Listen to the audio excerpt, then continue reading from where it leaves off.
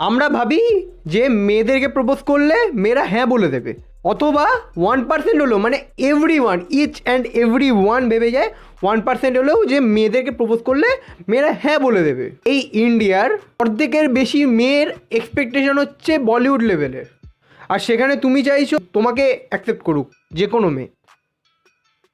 Nice, সবার একটা expectation থাকে, যেমন তোমারও একটা এক্সপেকটেশান আছে, লাইক কিয়ারা অ্যাডভানি, তোমার কিয়ারা অ্যাডভানি চাই, আই মিন মেয়েরা ওই লেভেলের এক্সপেকটেশন রাখে, কিন্তু ছেলেরা একটু ডাউন টু আর্থ হয়, মানে যে কোনো সুন্দর দেখতে মেয়ে হলেই ভাই হ্যাঁ, কোচিংয়ে টিউশনের মধ্যে ওই মেয়েটা যে সুন্দর দেখতে আছে হ্যাঁ ওটা আমার গার্লফ্রেন্ড হবে। ওটা তুমি একা ভাবো না, ওটা গোটা ক্লাসের মধ্যে যতজন স্টুডেন্ট আছে সবাই ভাবে। এটা এটা বেসিক কথা। এবার ওই মেয়েটাকে সবাই মিলে যদি প্রপোজ করো, মেয়েটা অবভিয়াসলি তোমাকে না করে দেবে। এটা মাথায় ফিট করে নাও যে অবভিয়াসলি মেয়েটা তোমাকে না করে দেবে, কারণ তুমি বাকি স্টুডেন্টের থেকে না পড়াশোনায় ভালো, না পড়াশোনায় মানে মিডিয়াম, মানে একদম ডাউন টু আর্থ লেভেলের পড়াশোনা, মানে জিরো। হ্যাঁ বলারও চান্স আছে একটা, if you are looking like a wow, I mean হ্যাঁ এটা তোমাকে যদি দেখতে ভালো হয় অবভিয়াসলি মেয়েটা হ্যাঁ বলবে। আর কারা এই আর কারা বলে যে মানে দেখাটা ইম্পর্টেন্ট নয়, যে কোনো মেয়েকে তোমরা ফার্স্টে কী দেখো, এটা দেখা সেটা দেখো, কিন্তু তার আগে কি দেখো, মেয়েটার মুখ, ফেস ভালো দেখতে, মেয়েরা ওটাই দেখে আগে, ভালো দেখতে, লুকিং গুড, দেন ওরা ভাবে যে এদের মেন্টালিটি কেমন, এদের পয়সা ফিউচার আছে কি না।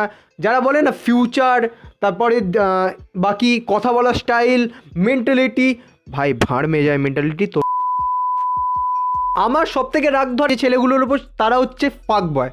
আই মিন এরা সেক্স করতে রিলেশনশিপে, আমার সেক্স নিয়ে কোনো প্রবলেম না, যে সেক্স করছে বলে আমার কোনো প্রবলেম না, আমার সেক্স নিয়ে কোনো প্রবলেম নেই, কিন্তু এরা সেক্স করার পর যে লেভেলের ইংলিশের মাঝে না, মানে ইংলিশ জিনিসটাকে এত খারাপভাবে মানে বানায়। আমাকে সেক্স করে আসার পর আমাকে এসে বলে যে ওই মেয়েটাকে আমি সেক্স করেছি ওই মেয়েটার সাথে, ওটাকে ও ইংলিশে বলে আমার বন্ধুরা, I get some sex with হার।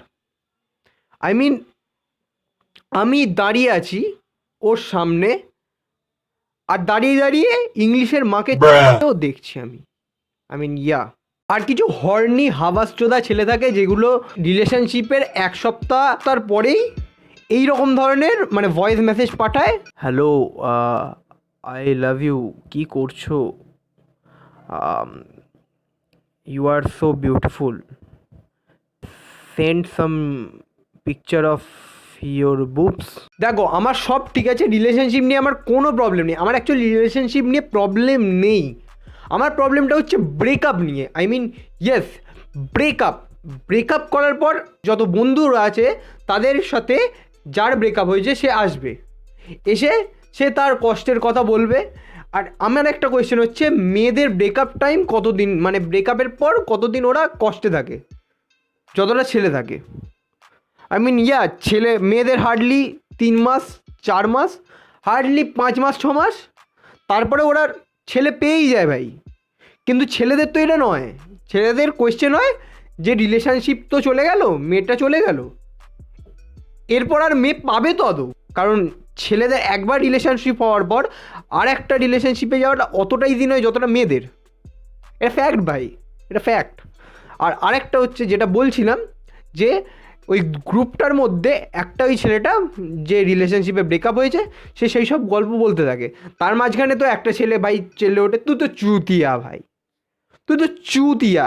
দেখো অ্যাট দি এন্ড আমি একটাই সাজেশান দেবো, যে এদের মধ্যে কেউ থাকবে না তোমার পাশে খালি জাস্ট একটাই বন্ধু থাকবে তোমার পাশে, বাকি কেউ থাকবে না তোমার লাইফে, মানে অ্যাট দি এন্ড তোমার সাথে কেউ থাকবে না।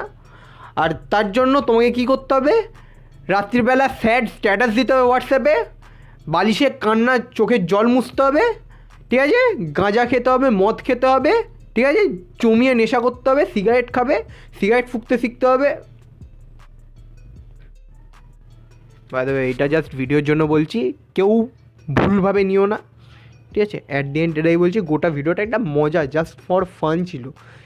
এখন যদি জোক বানানোর পর বলতে হয় এটা জোক ছিল, তাহলে জোকের মানেটা কি থাকে আমি জানি না ভাই, কিন্তু তাও আমি সেফটির জন্য বলে দিলাম, ঠিক আছে, বাই।